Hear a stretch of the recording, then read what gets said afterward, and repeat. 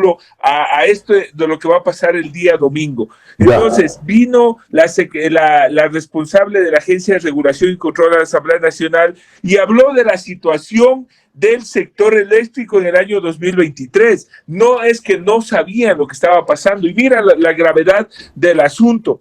Ellos hablan de una cartera vencida a septiembre del 2023 que llegaba a un monto de 501,000 millones, equivalente al 50% del costo de la etapa de distribución. Yo le pregunto al ciudadano común y corriente, ¿qué pasa cuando usted deja de pagar un día la energía eléctrica? Al siguiente día le cortan. ¿Quiénes son los grandes deudores? Mira, se configura lo mismo que en el tema de las revisiones cuando hablas de las deudas tributarias. Otro tema muy gravísimo, muy gravísimo. El sector eléctrico entró en crisis por el retiro de recursos y no pago de subsidios por 934,000 millones de dólares. O sea, esto ya parece deliberado y ahí sí quiero decirte que el gobierno de Moreno, el gobierno de Lasso y hoy el gobierno de Noboa están en pañales porque no tienen la solvencia para enfrentar esta problemática. Otra, la falta de gestión de las distribuidoras por pérdidas no técnicas y cartera vencida afectó 1,040 millones de dólares. Y una situación que a mí me llamó muchísimo la atención, que es algo que no puede quedarse sin que la gente sepa que efectivamente el grupo de centrales térmicas pertenecientes a las empresas distribuidoras Iselec, que están indisponibles, dice, por 460 megavatios. Escúchame, 460 megavatios, un número de estas centrales con más de 40 años de operación. Y también existe indisponibilidad de hidroeléctricas por 216 megavatios. O sea, ¿qué quiere decir esto?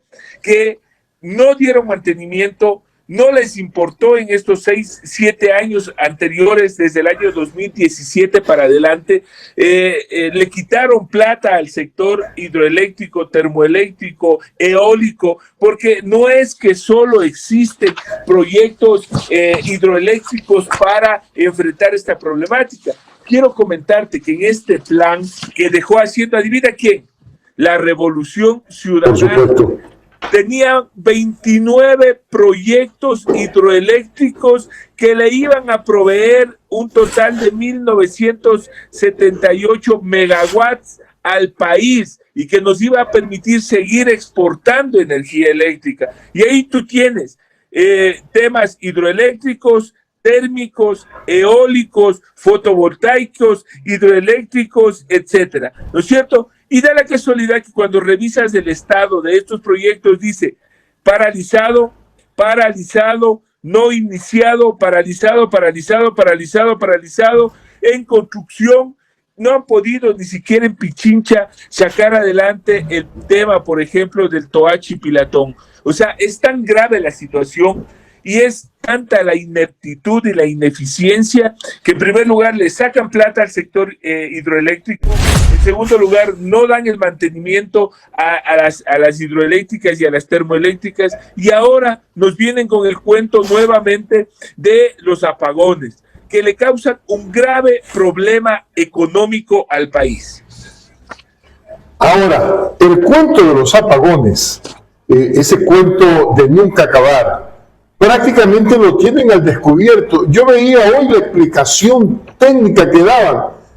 Hay alguna ciudad que ya debería estar inundada, pues, pero si Mazara alimenta 3, ¿cómo se llama esta? No son represas, ¿cómo se llama esto? Son centrales, ¿no es cierto? 3 centrales, pues, Franklin. Espacios en donde se acumula el agua para poder seguir alimentando a las otras centrales, porque no es que es una sola central que abren la llave y se va el agua. Eso muchos de los técnicos han dejado claro y eso da la medida de dos cosas. La primera, la ignorancia del presidente de la República y de su equipo porque ignoran lo que verdaderamente, cómo verdaderamente y técnicamente se maneja el sistema hidroeléctrico. Pero te digo además, no solo es el sistema hidroeléctrico, hay termoeléctricas, hay los proyectos eólicos, 29 proyectos. El presidente apenas llegó, debió haber entregado los recursos pertinentes para, como se llama, para enfrentar esta situación. Y te quiero contar algo, mira, lo que nos decían en ese momento es que el Estado le recortó, mira lo que dice, te voy a leer textualmente, y esto es un documento entregado por las mismas autoridades que la estoy leyendo textualmente. Entonces, verán compañeros y quienes escuchan este programa, las empresas del sector no pueden ejecutar sus planes de expansión y mantenimiento por problemas de procesos de contratación, alta rotación de personal directivo y retiro de recursos del Ministerio de Finanzas. A Selec se le quitaron 196,000 millones entre el 2018 y el 23, a CENEL 462 millones entre 2018 y 2021, que representa, ojo, el 50% del costo total de la operación del sistema hidroeléctrico. ¿Te das cuenta? ¿Se dan cuenta ciudadanos de cómo va a funcionar el sector eléctrico, cómo van a funcionar las termoeléctricas y las hidroeléctricas? Si da la casualidad que le quitan el 50% de la operación, de lo que produce la operación en el sector hidroeléctrico, esto es gravísimo, esto es gravísimo. Es más, esto dio la motivación para que la bancada de la Revolución Ciudadana plantee el juicio político al exministro Santos Alvite. Y ahí, recuerden ustedes, ¿quiénes se opusieron al juicio político? La gente de Lazo, la gente de Construye, la gente del Partido Social Cristiano y el oficialismo ADN, porque para ellos había otras prioridades de fiscalización y no esta. Y luego el presidente nos come al cuento señalándonos y enviándonos un proyecto de ley que supuestamente iba a resolver por arte de magia el problema de los apagones y el problema de todo el sistema hidroeléctrico. Es fácil. El presidente apenas llegó, dejó de pagarle, de ponerse al día, no dejó de ponerse al día con la deuda externa y con varios acreedores. ¿Por qué no parte de ese valor? Le dolía al pueblo ecuatoriano y lo que iba a suceder y lo destinaba a esto.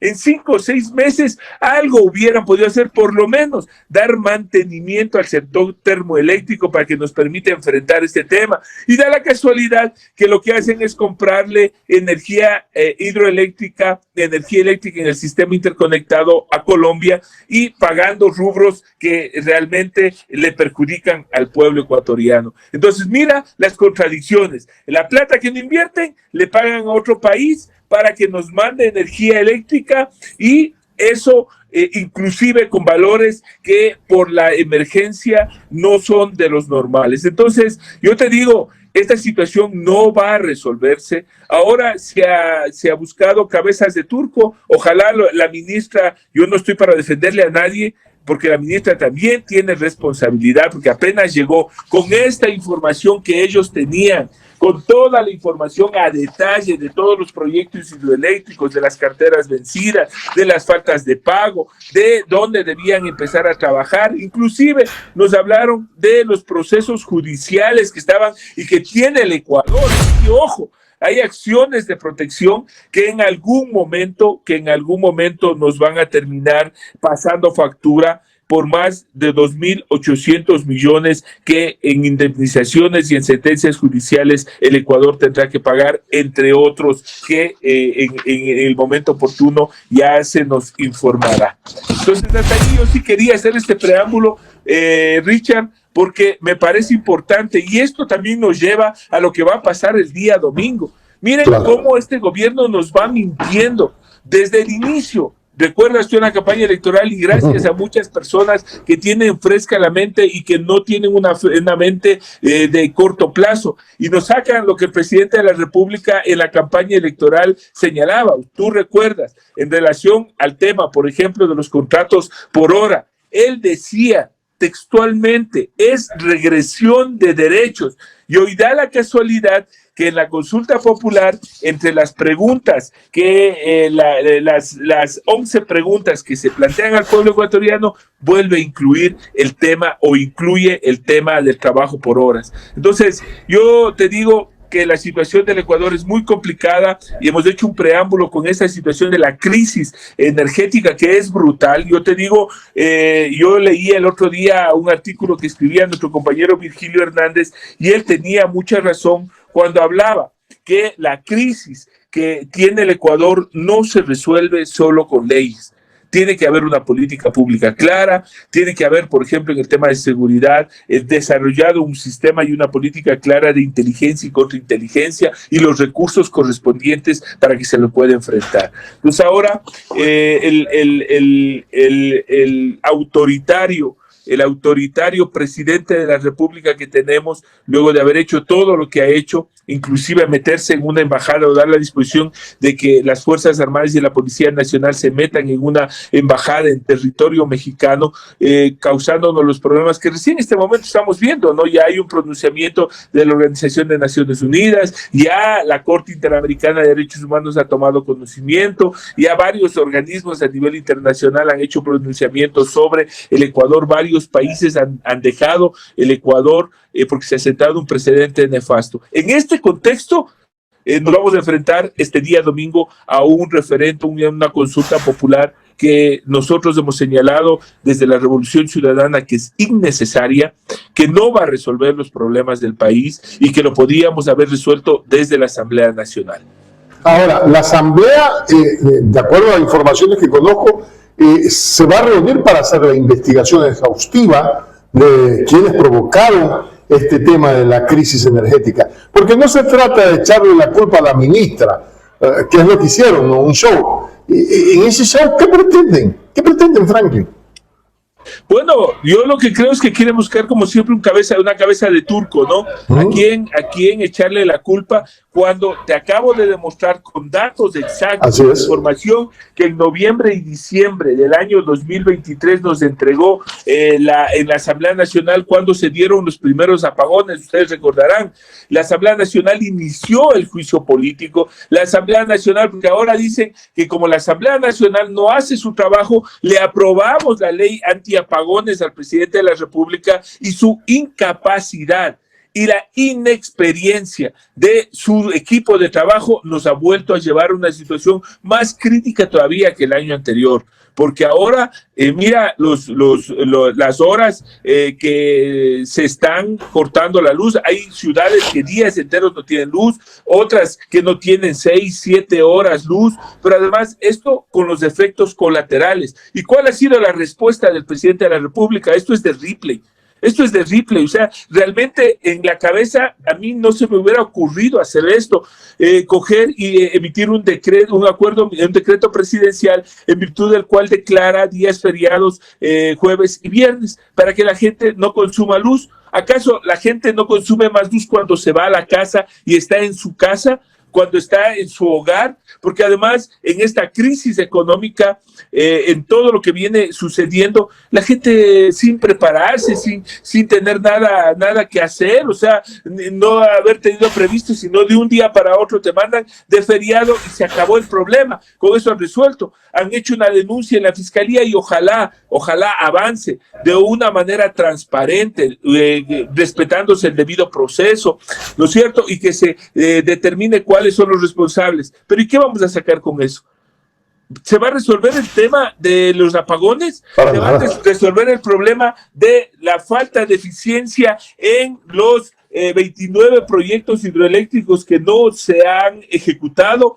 Se va a entregar los recursos. El presidente nada ha hablado de entregarle los recursos que yo he señalado y que el mismo gobierno nos ha indicado que le retiraron al sector eléctrico. ¿Ha hablado algo el gobierno del mantenimiento de las termoeléctricas? ¿Con cuánto lo va a hacer? ¿Cuánto les va a costar? Esa es la política que el Estadio Ecuatoriano y los ciudadanos queremos escuchar, las decisiones con las que vamos a enfrentar este problema y vamos a buscar una solución. El resto es un paño de agua tibia que no va a resolver el problema, ni la ley, ni el tema de las investigaciones judiciales, que como digo, no me opongo, hay que hacer todas las investigaciones que haya que hacerse, porque ahora da la casualidad, yo veía unos memes y unas en redes sociales, unos mensajes en donde lo ponían a Correa llevándose la energía, el agua de Mazar en baldes y por influjo psíquico vaciando la eléctrica. O sea, yo te digo, ya llegamos a puntos tan grotescos de vernos la cara, y que el pueblo ecuatoriano se está dando cuenta, y te prometo que el día domingo el pueblo ecuatoriano se va a pronunciar en las urnas rechazando esto, porque la consulta popular se la puede resolver en la Asamblea Nacional. Existe la reforma al Código Orgánico Integral Penal que está lista con los 6 temas que más le preocupan a la gente de la inseguridad y con la que nos están vendiendo. Yo alguna vez algún asambleísta de Construye en una sesión le escuchaba decir que al pueblo ecuatoriano le están dando un caramelito de cianuro. Sinvergüenzas, de este momento nadie dice nada, nadie le sale a hablar al pueblo ecuatoriano. Mira.